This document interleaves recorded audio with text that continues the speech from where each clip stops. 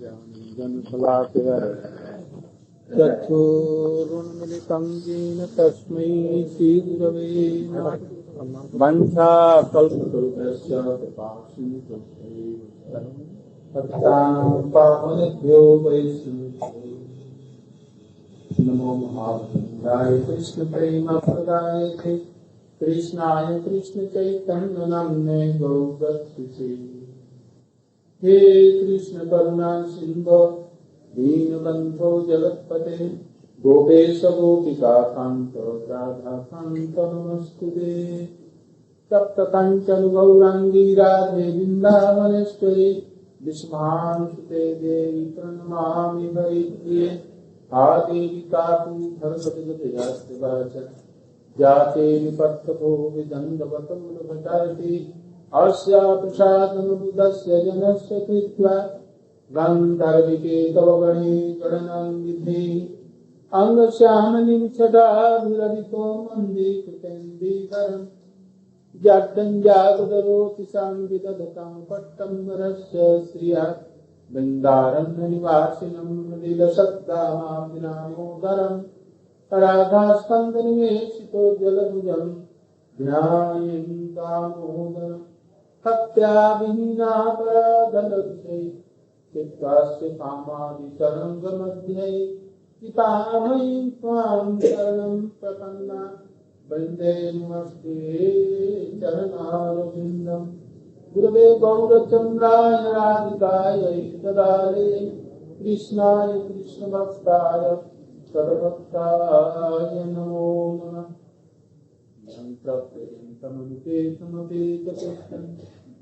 द्वैपायनो विरह कातरया जुहाव पुत्रेति तन्मयतया कर्मोऽभिनेदु तं सर्वभूतहृदयं मुनिमानुतस्मि। तवैवास्मि न जिमामि त्वया विना इति विज्ञाय राधे तन्मे मां चरणं तिरे। गोपाल भट्ट गोस्वामी का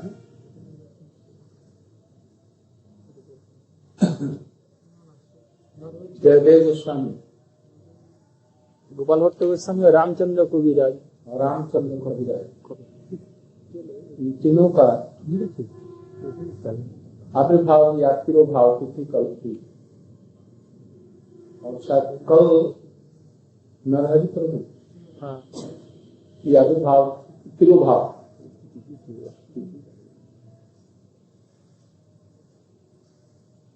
अभी हम लोग इनके संबंध में कुछ चरित्र पर विचार करेंगे। अपराधिक चरित्र जिसमें गोपाल भट्ट गोस्वामी जी है। इनके संबंध में नपे तुले और 60 शब्दों में आप लोग कुछ थोड़ा थोड़ा बोलिए। कुछ लोग बोलेंगे पहले गोपाल भट्ट जी के, कुछ लोग बोलेंगे जयदेव जी के संबंध। जयदेव गोस्वामी कविराज हैं, जयदेव गोस्वामी छिलेन खाली गोपाल भट्ट गोस्वामी रामचंद्र कविराज। जयदेव जी का भी कब था? आज पर आज नहीं, आज ही तो कौन जी का सुनाई तो पंजा उठाइए একটা বুট করে আমি একটা চিঠি সবাই মোটে যারা যারা हाँ तो उस पर लिख दिया। अरे ये स्कूल बोर्ड होली भाव स्कूल पढ़ाना जाए पर स्कूल कहाँ आज के तो कोई कुछ है ही नहीं। जयदेव जी गोस्वामी के बनाए मायापुर कोई अच्छे तब गोपाल भट्ट जी का रामचंद्र जी का ये चला गया कल पर 22 तो जयदेव जी का आज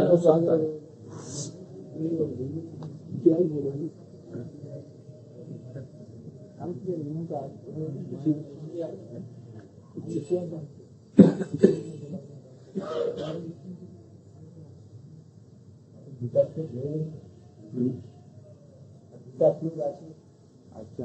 दिन बक कर माथा एकदम। गोपाल भट्ट जी के संबंध में सुन रहे हैं।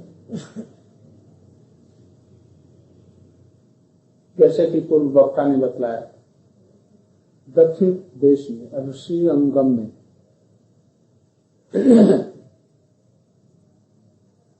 भारतवर्ष का ही नहीं विश्व का सबसे बड़ा मंदिर।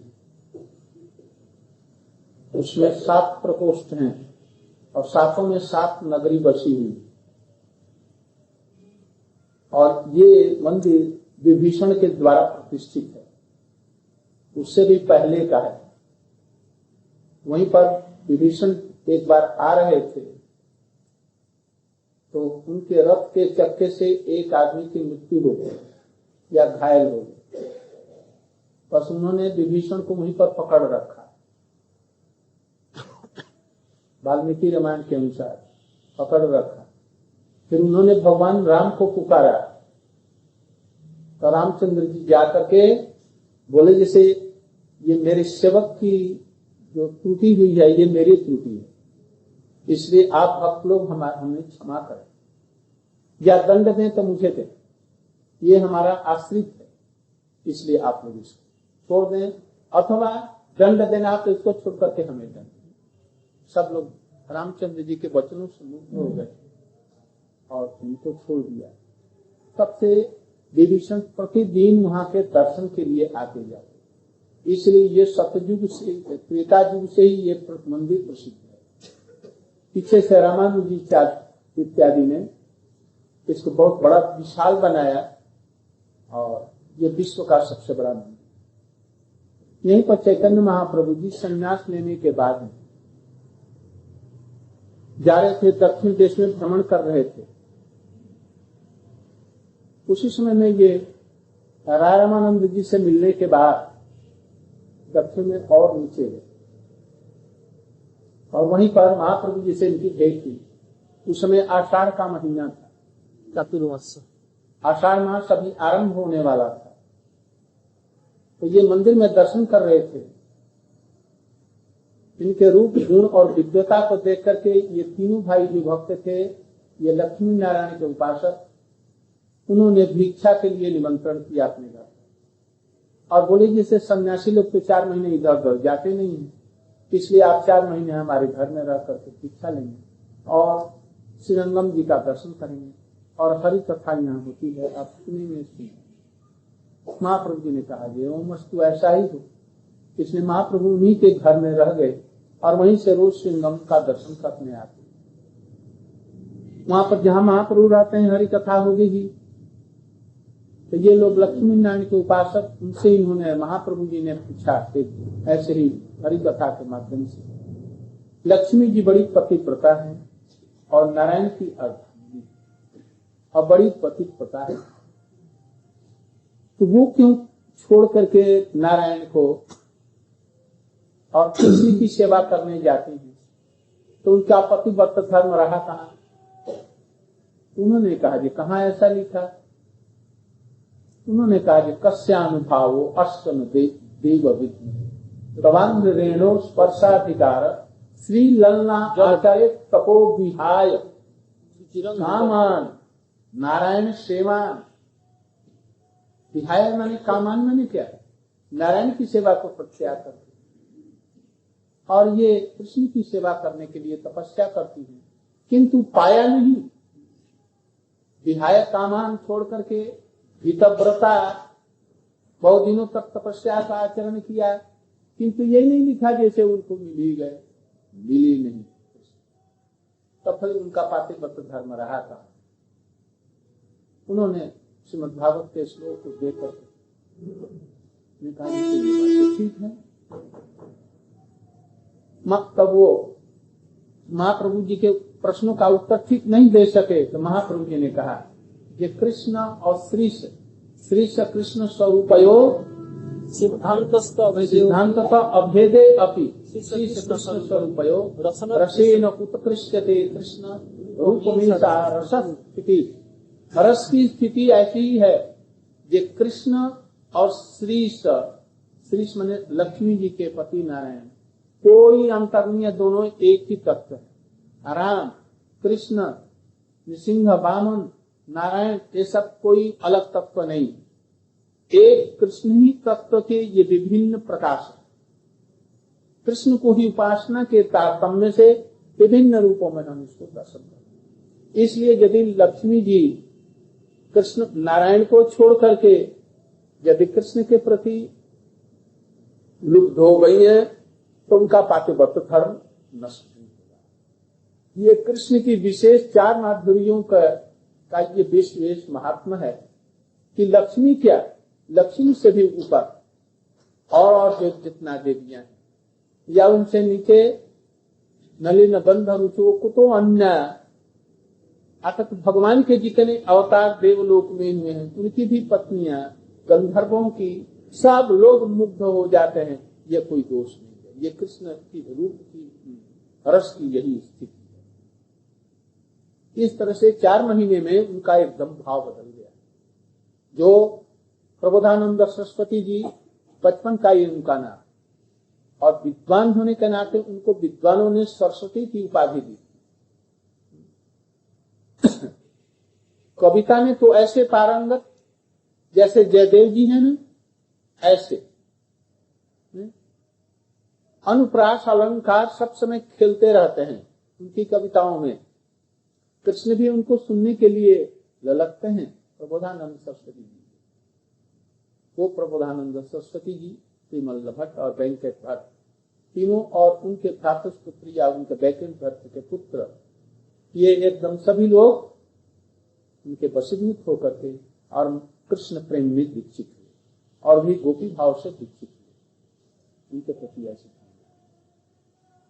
बचपन से ही गोपाल भट्ट गोस्वामी जी को लिखाया पढ़ाया, व्याकरण इत्यादि जितने तत्व की बातें हैं और उपासना, अर्चन मार्ग, विधि मार्ग और जितने प्रमाण प्रमेय सब है, सबको प्रबोधानंद सरस्वती जी ने इनको शिक्षा दी और पारंगत कराया। जब ये बदल गए, जब कृष्ण भक्ति में वो सब लोग आ गए तो वहां के जितने सब ग्रंथों के बड़े विद्वान ये थे, गोपाल भट्ट गोस्वामी जी प्रबोधानंद सरस्वती से शिक्षित हुए, वो सब अपनी चीजों को लेकर के महाप्रभु जब वहां से चले आए तो उनके पिताजी के अप्रकट होने पर प्रबोधानंद सरस्वती जी चले आए वृंदावन में। वो भी धीरे धीरे सबको छोड़ छाड़ करके चलते चलते रास्ते में भ्रमण करते हुए गोमती के किनारे कभी गंगोत्री, जमुनोत्री और जहां गोमती निकली है वहां, और सब बड़े बड़े भारतवर्ष के जितने भी तीर्थ हैं सब तीर्थों में ये गए। जब गोमती जहां से निकलती है वहां पर गए। गोमती का एक दूसरा नाम सरजू है या गंडकी है, गंडकी, गोमती या गोमती नदी। तो वहां पर जहां से वो निकलती हैं वहां पर सालग्राम उनसे प्रकट होते हैं नदी में। छोटे छोटे सालग्राम का चिन्ह होगा जो कष्टी पाथर होगा, एकदम कृष्ण पत्थर चमकता हुआ, और उसमें कीड़ों के खाए हुए होने से चक्र का उसमें चिन्ह बनता है। किसी में 1, किसी में 2, किसी में 7, किसी में 8, और विभिन्न तरह के होते हैं उनके साइजों के अनुसार में और रंग के अनुसार में उनके नाम दामोदर शिला, नृसिंह शिला, कृष्ण शिला, नारायण शिला, कितने तरह के सब अवतार शिला, सब अवतारों की शिलाएं वहां पर होती है।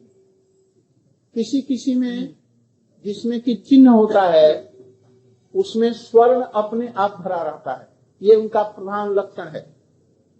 चिन्ह रहेगा चक्र का, जिसमें 3 चक्र होते हैं, बहुत ही सुंदर, और वो यदि थोड़ा सा गोलाकार होता हुआ, झुकता हुआ, काला रंग का हो, दामोदर शिला सबसे सुंदर माना जाता है अभिषेक की, अपने अभिलाषा की पूर्ति के लिए। उसी प्रकार से जितने प्रकार के उनके लक्षण चिन्ह हरिभक्ति विलास में ये सब दिया गया है। ये दिया कौन? यही अनुसंधान करके हरि भक्ति विलास के मूल प्रणेता जो है ये गोपाल भट्ट जी हैं। उन्होंने छोटे रूप में उसको संग्रह किया और सनातन गोस्वामी जी ने इसको और बड़ा किया और प्रमाण ये इत्यादि सब ढूंढ करके और उसकी टीका भी दी सनातन गोस्वामी ने। कहा इनको संग्रह करने के, इन्होंने संग्रह किए, थोड़ा सा इधर उधर हो गया, सब ठीक था, तो उन्होंने उसके अनुसार क्रम के अनुसार में उसको सब सजाया, उसकी टीका लिखी, उसको बृहद बनाया, प्रमाणिक बनाया और टीका कर। इसलिए हरि भक्ति विलास में दोनों का नाम आता है, गोपाल भट्ट जी का और सनातन गोस्वामी का। सनातन गोस्वामी इतने उदार हृदय के, थोड़ा सा उन्होंने संग्रह किया था और बाकी काम किया स्वयं, किंतु ग्रंथ का प्रणेता के रूप में उन्हीं का नाम दिया। हम लोगों जैसे क्षुद्र स्वभाव के नहीं थे, बड़े उदार। हम अपने से छोटे व्यक्ति के कोई ग्रंथ के ऊपर में टीका लिखेंगे, ऐसा नहीं। गोपाल भट्ट गोस्वामी उनके छोटे भाई या पुत्र के रूप में थे और उनसे पुस्तक लिखा करके उस पर टीका लिखना उनके शान के विरुद्ध, मर्यादा के विरुद्ध था, किंतु यही काम। तो गोपाल भट्ट जी वहां जब गए गोमती के किनारे, तो वहां पर एक बड़ी सुंदर शिला उनकी, करीब इतनी बड़ी, 12 इंच से भी छोटी, 10 इंच की होगी, बड़ी सुंदर सी लंबी सी शिला कस हृदय में लगा दिया।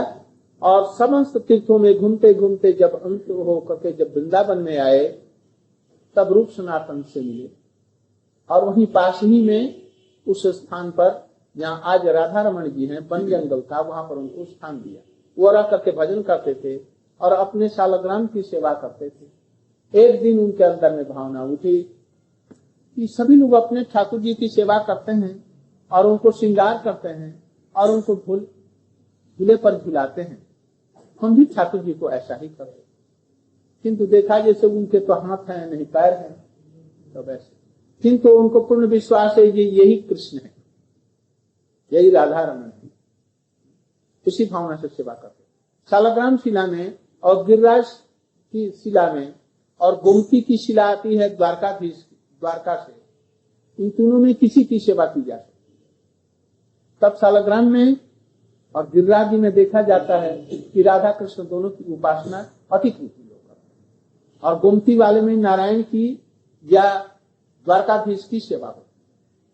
तो ये सेवा, रात में उनको स्वप्न हुआ, तुम्हारे अंदर में हमारी सेवा करने की अभिलाषा, अभी देखो तो उठ करके अपने सिंहासन में दर्शन करो मेरा। जब कपड़े उठाया, देखा जो सुंदर मदन मोहन, गोविंद जी और गोपीनाथ, तीनों की मूर्तियां एक साथ में मिली हुई, जिसमें गोपीनाथ का मुखारविंद था, हस्तक्षल गोविंद का और मदन मोहन जी का पैरों पर पैर रखे हुए, गोविंद के मुखारविंद, गोविंद जी का मुखारविंद, गोपीनाथ के हस्तक्षल, मदन मोहन के पास पर, तीनों एक साथ उनको। इधर से पीठ की तरफ से देखने से शिला गिरिराज की शालग्राम शिला, और इधर से एक तरफ से देखने से गोविंद गोपीनाथ मदन मोहन, यही राधा रमन जी प्रकट। आनंद का ठिकाना नहीं रहा, सब दूर दराज से लोग सब दर्शन करने आए, तब से इनकी प्रसिद्धि है। तब उनको दूध इत्यादि से अभिषेक किया गया, जो अभी तक चलता है। गोपाल भट्ट जी वहीं पर रहे। कुछ दिनों के बाद में वहां पर श्यामानंद प्रभु, नरोत्तम ठाकुर और श्रीनिवासाचार्य जी वहां पर आए। उस समय में नरोत्तम ठाकुर जी को जीव गोस्वामी ने निर्देश किया उनके पास में, लोकनाथ दास गोस्वामी के दीक्षित होने के लिए, और श्रीनिवास जी को, गोपाल भट्ट जी को किसको कहा? गोपाल भट्ट से उन्होंने दीक्षा दी। श्रीनिवासाचार्य ने उनसे जाकर के दीक्षा लिया और जी गोस्वामी ने सबको समस्त शास्त्र पढ़ाया भक्ति स्वामी सिंधु से लेकर के रूप गोस्वामी और हमारे सनातन गोस्वामी और गोस्वामी के समस्त ग्रंथों को उन्होंने अध्ययन कराया और तब फिर उनको समस्त पुस्तकों के साथ में बंगाल भेजा। ये गोपाल भट्ट गोस्वामी जी बहुत ही विद्वान व्यक्ति, भगवान के भक्त जो उनके सालग्राम से राधा रमन जी निकले और उनकी बहुत सी पुस्तकें तो उतनी नहीं है, किंतु हरिभक्त विलास और बहुत से स्तोत्र उनके हैं। सत्क्रिया सार दीपिका कारिका। अच्छा, और है गोपाल भट्ट जी की कुछ टीकाएं भी हैं। वो बिल्ल मंगल ठाकुर कृष्ण करणामृत का शायद उनकी टीका भी। तो ऐसे ही गोपाल भट्ट गोस्वामी जी परम विद्वान व्यक्ति थे और रूप सनातन जी के किताब पाते थे।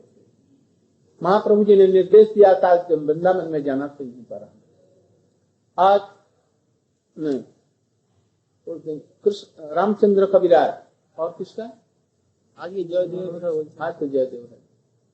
काल के नरहरि सेवा अभी देखा रामचंद्र कविराज जी ये बहुत ही सुंदर और मृदुभाषी थे। 16-17 वर्ष की उम्र में जब इनकी शादी होने जा रही थी और शादी करके लौट रहे थे वर के रूप में, और इनकी पत्नी पालकी में बैठी थी, ये भी पालकी में जा रहे थे, तो श्रीनिवास आचार्य जी के जहां पर भजन करते थे वहीं से ये होकर के गुजर रहे थे रास्ते से। तो श्रीनिवास जी ने टॉन्टिंग किया, कोई भी ऐसा मूर्ख व्यक्ति होता है या कोई विद्वान ऐसा हो सकता है बुद्धिमान, ये पैसे से काल को खरीद करके, नागिन को, विषैली नागिन को खरीद करके ले आए, पैसे से खरीद करके और ले आकर के और उसी के द्वारा मारा जाए, ऐसा कहीं होता है? जैसे आग में पतंग कीड़े लाभ मरता है, ऐसे मरने के लिए जा रहा है। इसलिए ये अपने को समझ रहा होगा कि मैं आज आनंद सबसे बड़े सुख को भोगने के लिए आज जा रहा हूं, आज हमारा जीवन कृतार्थ हो गया, सुंदर लड़की के साथ मेरी शादी हुई, आज हमारा जीवन बन गया। और ये जैसे पतंगे आग में कूद करके अपने प्राण को देने जा रहे हैं, ऐसे आज ये आग में जलने के लिए ये जा रहा है और इसको भान नहीं है। बस उन्होंने सुना और सुन करके डोली रोकती, कहा जी इसको ले जाओ घर, और मैं अब घर नहीं जाऊंगा। बस श्रीनिवास जी के चरणों में पहुंच गए, बरदेश को उठा करके फेंक दिया पालकी में, इसको ले जाओ इसके साथ, और इसको नागिन को भी ले जाओ।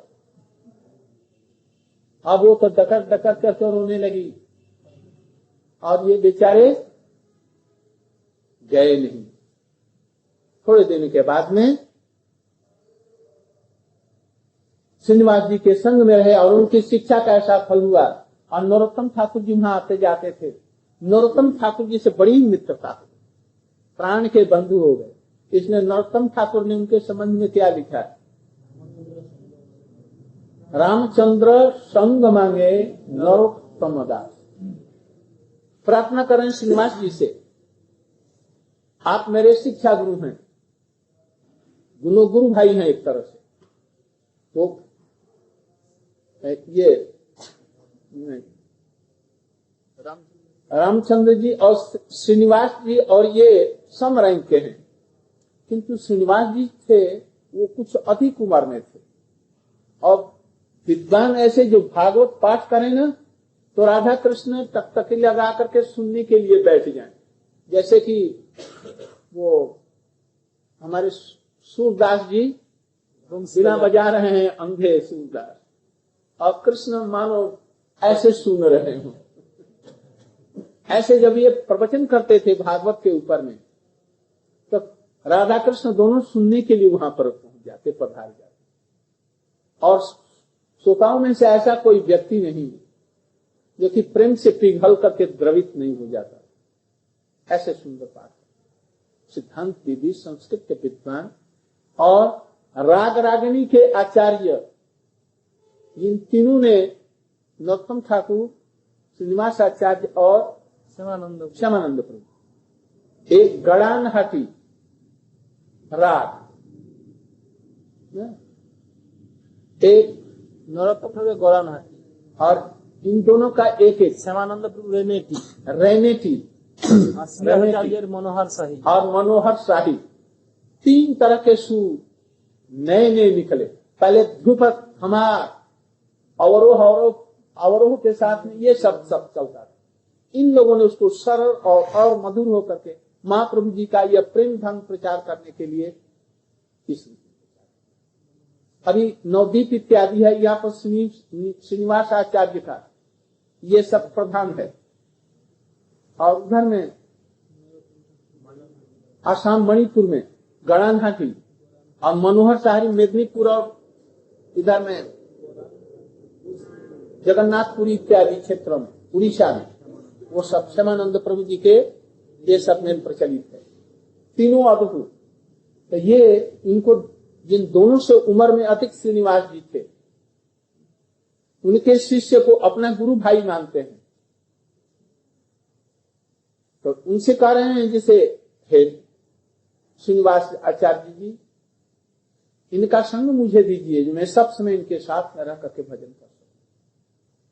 ऐसे सिद्ध महात्मा रामचंद्र जी थे कि श्रीनिवास आचार्य एक बार ध्यानस्थ हो गए और ऐसे ध्यानस्थ हो गए, राधा कृष्ण के लीला का स्मरण करने लगे कि करते करते से कि शरीर की शुद्ध बुद्धि खो गए और वृंदावन में पहुंच गए अपने सिद्ध स्वरूप से सखी के रूप में।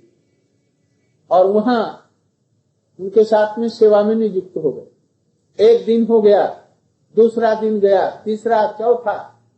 नरोत्तम ठाकुर को और इनको कृष्ण रामचंद्र जी को खबर दी गई। दौड़े हुए लोग आए और उसको कहा हमारे रामचंद्र जी ने, जब तक कि मुझे होश ना आ जाए तब तक हम दोनों की ये शरीर को तुम लोग रक्षा करना। ये कहकर के उन्हीं पर पास में आसन लगा करके और ध्यानस्थ होकर के बैठ गए और लीला स्मरण करते करते करते करते गुरु जी के पास में ही गुरु सखी उनके साथ साथ में ये भी चले आए। और वृंदावन में केसी घाट के पास में उसमें लीला चल रही। उसमें कमल के फूलों से भरी हुई थी यमुना। उसमें परस्पर कीड़ा कर रहे हैं, पानी दे रहे हैं, उछाल रहे हैं। वो उनको हराएं, इनको हराएं। कृष्ण पानी में डूब करके उनके चरणों को पकड़ते हैं। ये सब लीला हो। लीला होते होते राधा जी के नख बेसर, नाक में जो बेसर लवंग होती है वो कहीं खो। सब सखियां खोज रही हैं, मिल नहीं रहे। इधर में प्राकृतिक विचार से, काल के विचार से 4-5 दिन हो गए। श्रीनिवास उसी लीला में चले गए थे, इसलिए 4 दिन वहां रह गए। तब ये अब गए और उस लीला में गोपी भाव से तब वहां पर खोजते खोजते गुरु जी को गए जहां पर लीला हो रही थी और ये भी खोजने लगे। ये सबसे छोटी उम्र की थे। खोजते खोजते बाई चांस वह लवंग इनके हाथों में आई, राधा जी की नखबेसर। उन्होंने अपने गुरु रूपी सखी श्रीनिवास जी के हाथों में इसको दिया। वो पाकर के बड़ी प्रसन्न हुई। उन्होंने रूप मंजरी जी को दिया। रूप मंजरी ने विशाखा जी के हाथों में दिया। वो आनंदित होकर के ललिता जी के हाथों में दे दिया और ललिता जी इसको पाकर के बड़ी प्रसन्न हुई। उन्होंने राधा जी को ये कानों में नाक में लेकर के अपने हाथों से पहनाया। राधा जी पूछ रही यही कहाँ मिली, कैसे मिली? तो एक नई सखी आई है, उसने ढूंढा, बुलाओ तो उसे बुला करके ले। राधा जी ने अपने कर कमल उसके सिर पर रख दिया। कहाँ तुमको मिला? तो उस कमल की डंडी में कहीं छिप गई थी। कमल के फूल निकल रहे हैं ना, तो जहां पर वो कमल कीचड़ से निकल के ऊपर आया, उसी की जड़ में कहीं वो था, मिल नहीं रहा था। हमको यहां से मिल। बड़ी प्रसन्न भई, अप्रसन्न होकर के उनके ऊपर करुणा करके और उसके ऊपर में अपने हाथ रख दिए और उसको अपनी सखी के रूप में, बाल्यदासी के रूप में उसे दिया। इसके बाद में लीला समाप्त हो गई। समाप्त हुई तो गुरु जी के साथ में शरीर में उनके प्राण आ गए और आकर के कुछ दिनों के बाद में तब आंख खुला तो देखी। सब लोग चकित हैं, जैसे ये 7 दिन तक कैसे रहे। इस तरह से ये रामचंद्र जी थे सिद्ध महात्मा। महाप्रभु जी के गण भी जितने हैं, कोई चमत्कार दिखाने, कोई अधिक चमत्कार नहीं दिखाता। क्यों? चैतन्य महाप्रभु ही नहीं चमत्कार इतना दिखलाया। रूप सनातन ने कोई चमत्कार नहीं। चमत्कार दिखलाने से भक्ति नष्ट हो जाती है। इसलिए कभी भी चमत्कार देख करके तुम लोग अधिक मोहित मत होना। हम लोगों के गुरु जी का भी यही विचार था। चमत्कार में जाने से भक्ति नष्ट हो जाएगी और तुम लोग समझ नहीं सकते। इसलिए चमत्कार की तरफ मत जाना। खूब सीधा साधा साधन भजन करना। उनके बातों को बतलाए हुई बातों पर चल करके वैधि मार्ग से भजन करते करते करते करते हम लोग अंत में रागानुगा की तरफ में यदि हम लोगों का परम सौभाग्य होगा तो हम लोगों को कुछ लोभ होगा। उस समय जैसा उचित होगा उससे हम साधन भजन करेंगे। नरोत्तम ठाकुर पदों की भी रचना करते थे। इनके छोटे भाई तो सिद्ध हस्त थे और काली के उपासक थे। उनका नाम गोविंद कविराज था। बड़े सुंदर सुंदर पद लिखते। श्रीवास इन्होंने अपने भाई को कहा कि तू क्या करता है, मर रहा है, तू काली का क्या भजन कर रहा है? तो उनकी मूल जो ईश्वरी श्रीमती राधिका और कृष्ण का भजन क्यों नहीं करता? उनको रुचि नहीं हुई। उनकी मैया ने उनको समझाया। उनकी मैया परम भक्त थी। ये पुरंदर मिश्र के, पुरंदर या किसके ये लड़के, ये लोग 3 भाई थे। प्रसिद्ध भक्त हैं महाप्रभु के। उन्होंने बहुत समझाया किंतु उनके समझ में नहीं आया। कहा हाँ हाँ करूंगा करूंगा, किंतु करते नहीं। एक बार बड़ी जोर से बीमार पड़े। ऐसे बीमार पड़े कि अब किसी प्रकार से अच्छे नहीं, मरने का एकदम न बात। श्री निवास ने कहा तो तू मर ही रहा है। एक बात था रामचंद्र जी, तुम मर तो रहा है, तुम हमारे साथ में चलो। अभी भी किसी प्रकार से तुमको हम उठा करके ले चलते हैं और श्रीनिवास जी के चरणों में आत्मसमर्पण करो।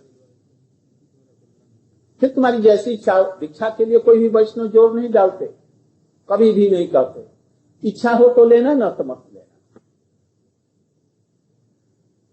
तुम चलो।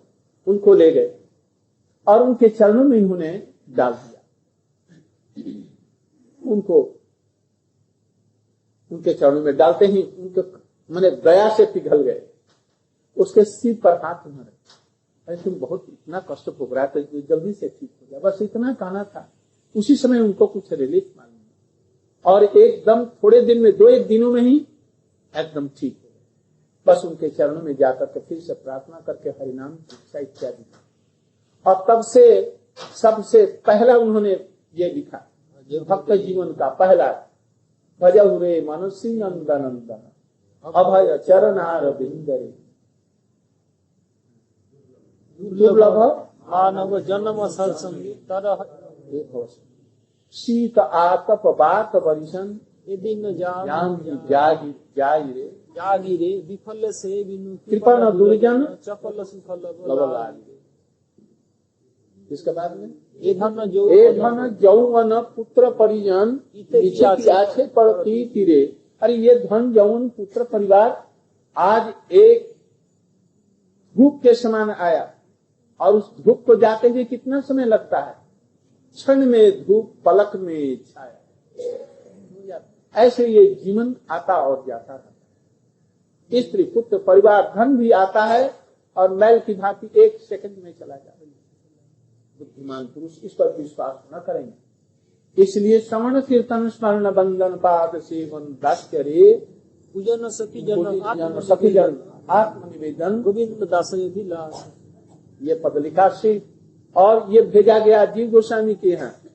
जीव गोस्वामी पढ़ करके बड़े आनंदित हुए और आशीर्वाद दिया, तुम्हारी कविता ऐसे ही सुंदर से सुंदर प्रतिफल। इसके बाद में उन्होंने महाप्रभु जी के और राधा कृष्ण के अष्टकालीय लीला पदों का उन्होंने गाया, बहुत रस भरे।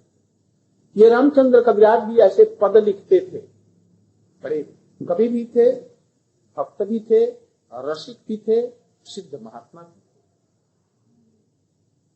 इसके बाद में जयदेव गोस्वामी का आज ही के दिन में तिरुभाव या क्या होगा, तिरुभाव ही होगा या विभाव, इनके संबंध में उन्होंने बतलाया है, अगले दिन बतलाया, आज यही तक रहे क्योंकि रात हो गई, जाने में लोगों की असुविधा। वंशा कल्पतरुभ्यश्च कृपा सिन्धुभ्यश्च पतितानां